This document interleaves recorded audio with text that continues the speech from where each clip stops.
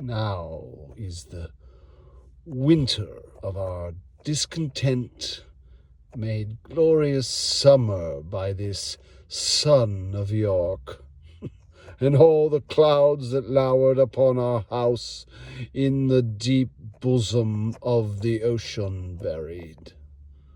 Now are our brows bound by victorious wreaths,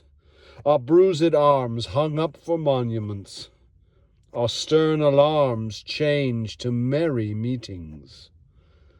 our dreadful marches to delightful measures. Grim-visaged war hath smoothed his wrinkled front,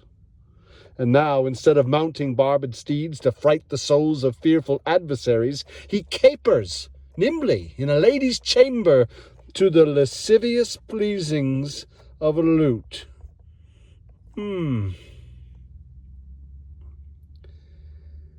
But I, that am not shaped for sportive tricks,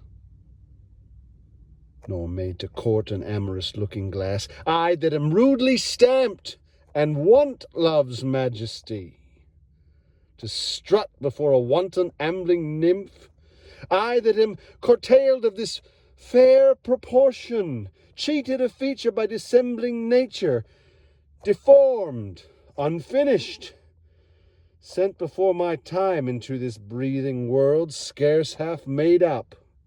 and that so lamely and unfashionable that dogs bark at me as I halt by them.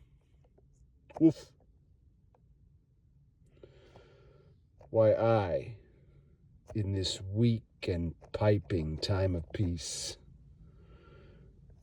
have no delight to pass away the time, unless to see my shadow in the sun and descant on mine own deformity. And therefore, since I cannot prove a lover, to entertain those fair, well-spoken days, I am determined to prove a villain, and hate the idle pleasures of these days. Plots have I laid,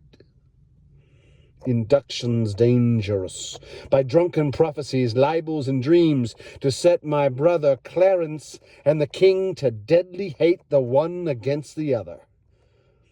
And if King Edward be as true and just as I am subtle, false, and treacherous, this day should Clarence closely be mewed up about a prophecy which says that G of Edward's heirs the murderer should be. Dive thoughts down to my soul,